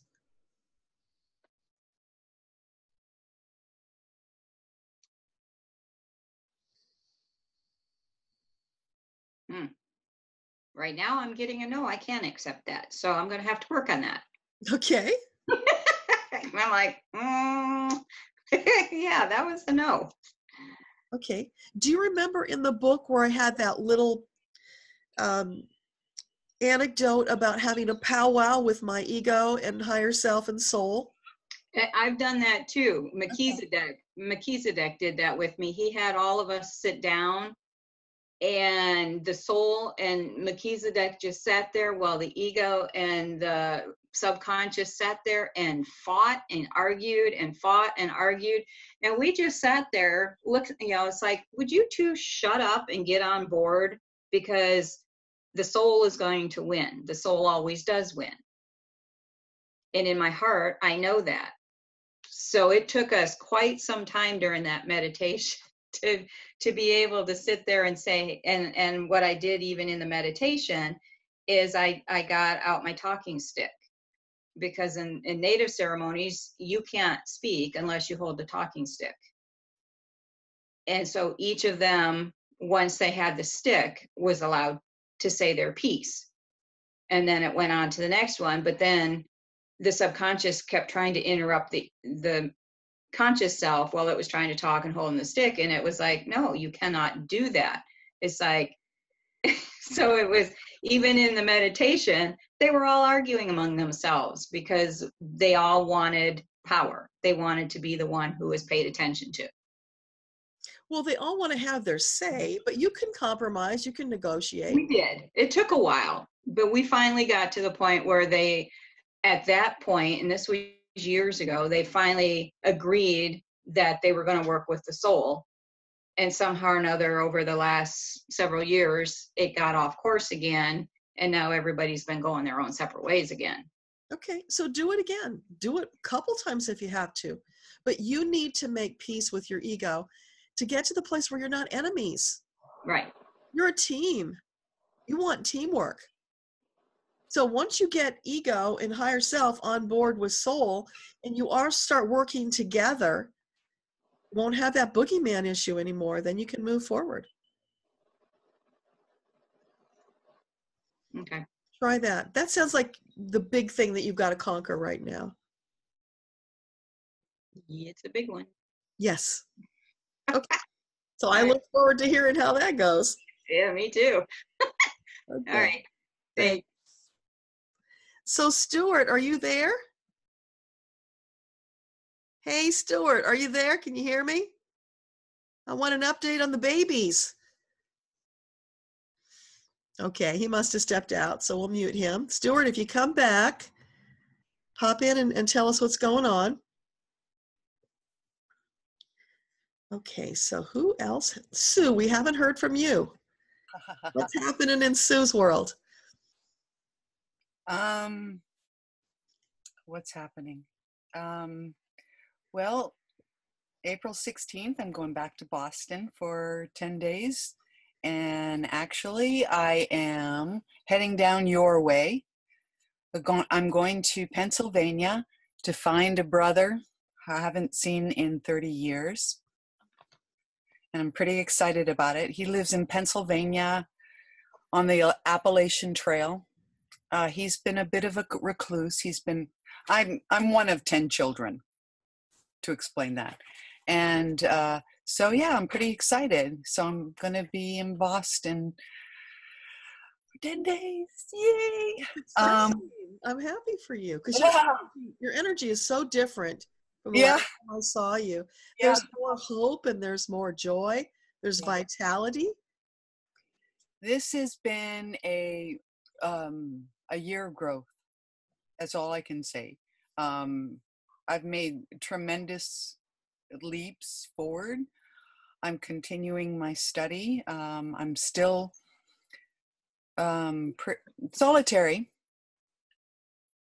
if that makes sense. I'm still in a similar situation, but different. It's hard to explain, but that's not necessarily a bad thing, because we all need to retreat to discover who we are. And evidence is here. I see the shift in you. Yes. So I've been getting to know myself and I've been getting to know God, because one are the same, as you know. So yeah. That's awesome. Yeah. So keep me posted. Did you have a question?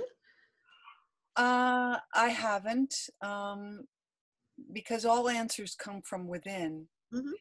So I have been listening to everybody, because since we are all one, Cornelia and some of the other names, I apologize if I don't remember your name, but I've been listening to your answers because they're all applicable to each one of us, you know? And so that's the purpose of sitting here in the group, you know, just because yeah. Awesome. Okay, I just wanted to make sure that we got to you if you'd had a question. So. Oh yeah, and I appreciate it, and I've been appreciating everybody's questions and answers, and yeah. Perfect. Okay, thank you, and let me know about your trip. All right. Absolutely. Okay. All right. Tanya, did you have a question? Tanya, I think she's frozen because I'm not seeing any switch there. Okay. So everybody who I see on my screen, we've been through at least once. Let me just see if there are any questions I've missed.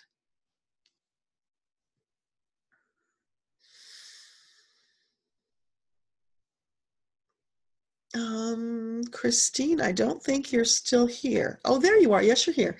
So yes, I saw that video with the tarot spread and I was so excited.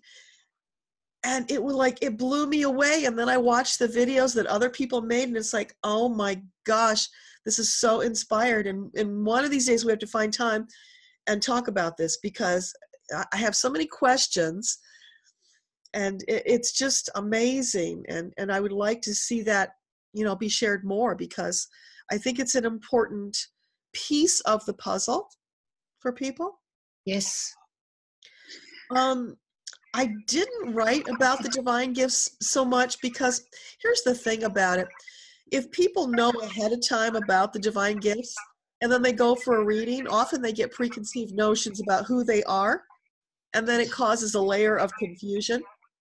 Right. I have done podcasts where I've talked about them, but I generally don't talk about them a lot. It's more a one-on-one kind of thing. And then in our group, after we do the Rock the Life class, then we share, because I want people with the same gift to connect with each other and get greater perspectives about who they are. Because we know some of the information about these gifts, but more information comes all the time from your experiences. And we want to add that to the collective database. Mm-hmm. But your book, can you hear me? Yes? Yes. Your book inspired me so much. I could talk about it for hours, but as soon as I read that paragraph about the ego, the higher self, and the soul, this whole scenario, tarot scenery came up in my mind, and I wanted to share it on YouTube. But then I noticed that it was so powerful that, you know, it needed a bit of background. So I took the video down, and I don't know yet what I will do with it.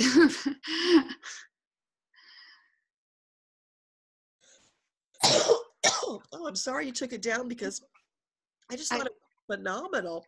I want to share it, maybe trying to explain it more. I'm not, I'm not sure. I had a few video responses that were great. But I'm not sure about the format. So I might redo it in another format maybe, but it's so powerful. And because I can't, I know you suggest in a book to sit down and have the conversation, but with me, tarot is my tool. So I thought it would talk to me more.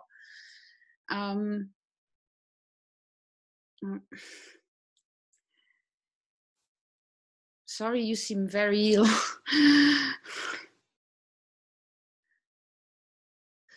Sorry. No, it's okay. Thank you for being here, even though you don't feel well.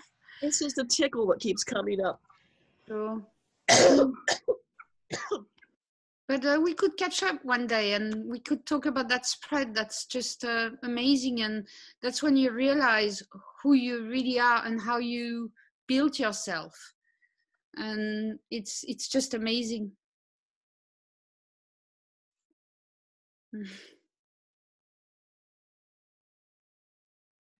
Yeah, I think there are layers to that, and probably more to be expanded upon. Yes, and I felt that it was just too much, not too much, but too much information that people didn't really all grasp it. So anyway, but please, do talk to us about groups you have, because I'd like to study more with you, and I'm not always sure where to find information. Thank you.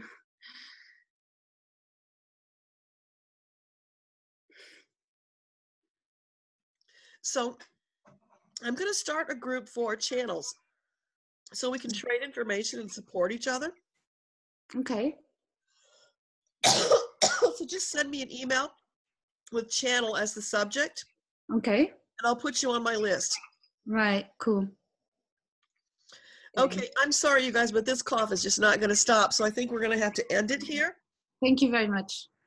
Thank you, everybody, for coming. I really appreciate it. Have an awesome weekend. We'll do this again next month. Okay, bye. Bye.